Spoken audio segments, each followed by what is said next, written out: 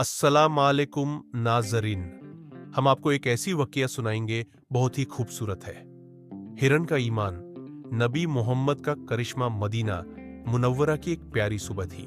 सूरज की पहली किरण मस्जिद ए नबी के मीनार पर पड़ रही थी। हर तरफ सुकून और बरकत का माहौल था।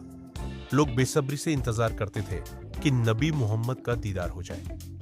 एक दिन नबी मोहम्मद अपने कुछ सहाबा के साथ मदीना के बाहर की तरफ सफर पर निकले।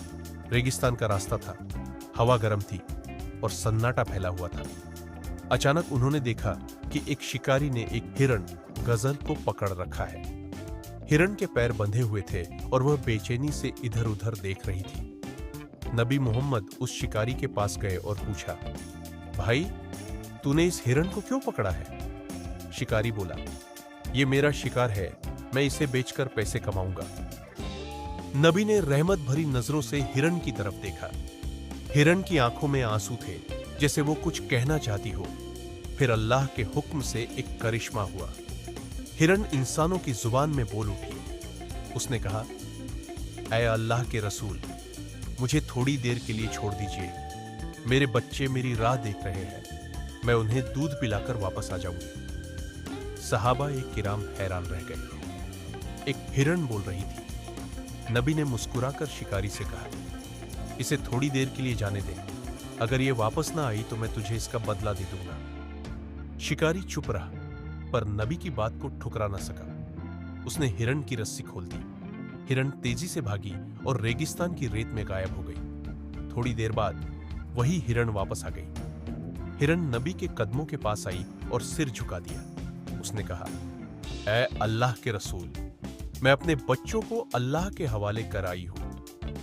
मैंने वादा किया था और मैं झूठ नहीं बोल सकती। यह देखकर शिकारी की आंखों में आंसू आ गए। उसने कहा, ऐ अल्लाह के रसूल, मैं इस हिरण को अब कैसे मार सकता हूं? मैं इसे अल्लाह के नाम पर आजाद करता हूं। नबी ने मुस्कुराकर फरमाया, अल्लाह तुझे बरकत दे और तेरे दिल में रहमत भर दे।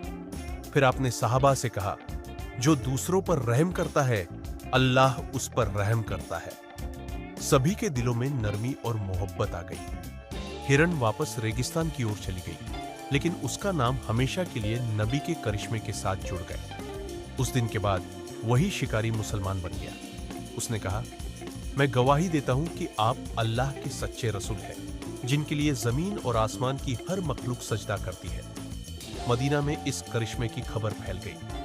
लोगों के दिलों में ईमान और मोहब्बत की लहर दौड़ गई। यह वाकया हमें सिखाता है कि हजरत मोहम्मद रहमत लिल आलमीन है, यानी सारी मखलूका, इंसान, जानवर, पौधे के लिए रहमत है।